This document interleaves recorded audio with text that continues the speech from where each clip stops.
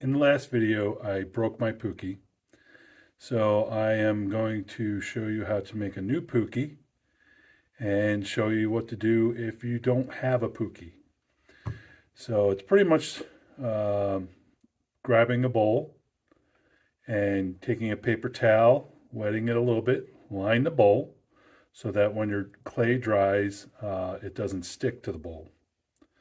You know, that's why we use Pookies, because they're porous. Here's my existing Pookie that hasn't broken. I've used this for probably a dozen pots. The only problem with this one is it's pretty small. You know, it only basically fits my hand. And I'm trying to make bigger pots now. So I have a larger Pookie over here, or a larger bowl, I'm sorry. Now I'm going to make the same size Pookie that broke. And then I'm going to use this bowl to use as a Pookie to make the Hohokam jar. I've placed 2 wet paper towels into my bowl, and I'm trying to get them to stick to the bowl as much as possible for this Pookie. The less seams you have here, the less work you have to do to make it look pretty. So I've done that for the Pookie, and I've also done that for my bowl that I'm going to use to make the jar. But I'm going to put this aside, and I'm going to focus on the Pookie first. Now, the Pookie is pretty easy to make. All you need to do is make a patty that will fit in the bowl, and I'm not even going all the way up the side of the bowl. I'm probably going to stop about this high, just because I don't want to have to deal with the lip that this is going to create when you have a Pookie. Like, this Pookie is a very shallow bowl. You can see the profile there. I'm going to do the same thing with this here. I'm not going to go all the way up to the top. I guess if you wanted to, you could. But I want to rely more on my coil skills than have something just sit in a bowl and make pottery that way. I want to challenge myself a little bit. So I'm going to make this a shallow dish, just strong enough to hold the clay from distorting while it's drying. So I'm just going to break off a hunk of this clay, flatten it out into a patty, and lay it in my bowl. And if it's not very straight or anything like that, I'm just going to add coils to it until I get a decent shape. From there, I'm just going to press it down and make it about a 1/4 inch thick, just like you would make regular pottery. Okay, I've flattened out my disc, and I just throw it right in the bowl. And I don't know if you can see this or not, but I didn't throw it in very centered. So, and my lip looks kind of rugged. So I'm going to take a little piece of clay, fill it in there, and then I'm going to straighten out my lip, and that's pretty much it. I'm going to let it set and dry until it's ready to fire. And, as you can see my fingerprints in there, I'm trying to compress this down a little bit so that the clay isn't spread out when I lifted it up and threw it into the bowl. As you lift it, the weight kind of separates the molecules there. So I just pushed it in and tried to compress it well again. I'll probably use my wood scraper to even it all out so it all looks good. So this is about it for the Pookie. I put it in there. I pushed it up against the side of the wall. This wall is a little bit bigger than a 1/4 inch. I'm going to try to go with something a little thicker than I did last time, just to try to reinforce that Pookie a bit, to try to avoid, what happened last time. I smoothed out the rim, and all I would have to do now is cover it with plastic and wait for it to dry. When it comes time to fire, I can either paint it too. I might paint it. I might polish it. Polishing it on this one kind of helped it stay together. So I might polish it. It helps compress things together a little bit more. So maybe we'll do that. Maybe we won't. It depends on how much time I have. So that's the end of making this Pookie. Pretty quick, down, dirty, easy, cheap. But again, if you don't have a Pookie, putting the paper towel into a regular bowl works just as well. The only downside to having the paper towel is all those little wrinkles you're going to have to fix when you pop it out of the mold. So now on to the Hohokam jar.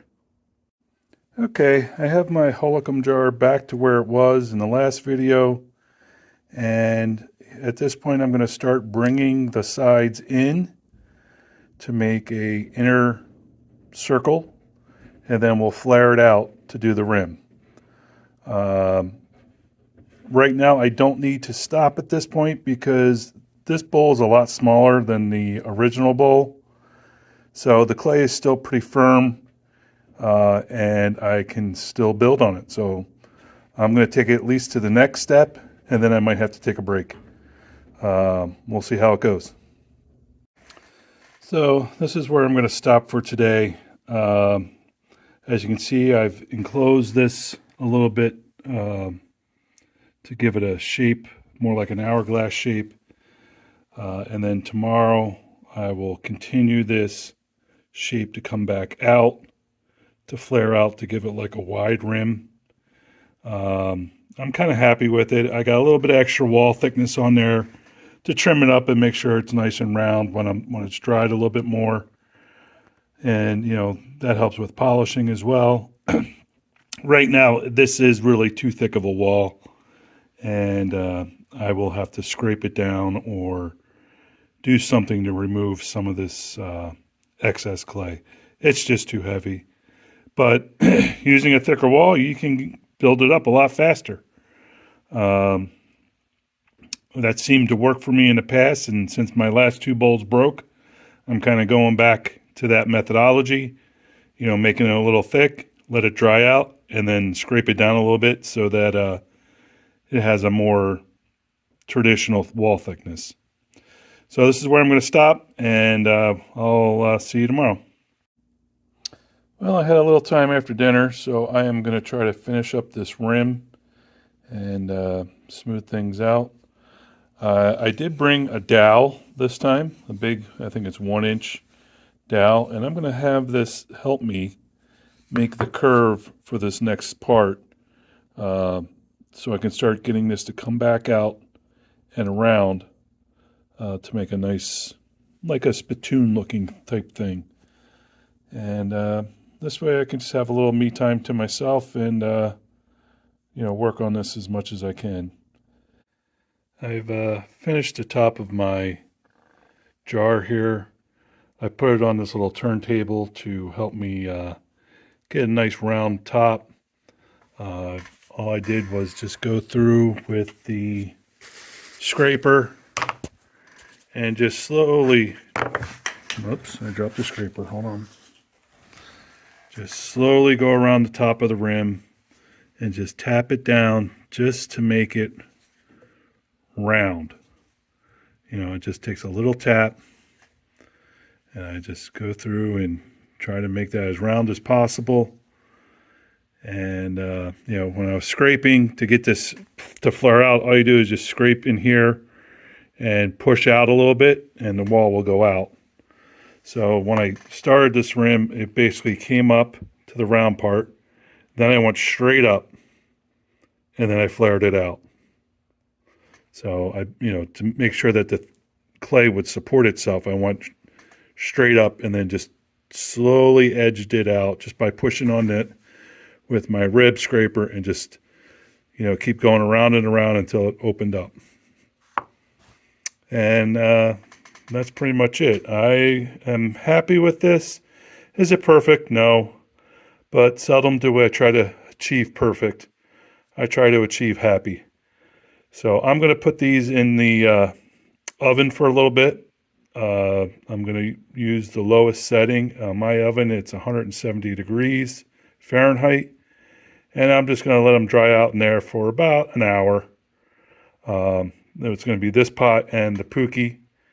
And that way they'll just get firm enough that I don't have to worry about them, sagging or, starting to deform when I move them around. So I will see you back here once they're all hardened up, and we'll be ready to paint. Okay, so here we are out of the oven. They've all cooled off a little bit. Now, I didn't make these super hard. This is just about, it's still leather hard. Just firm enough that I can start cleaning up the edge here.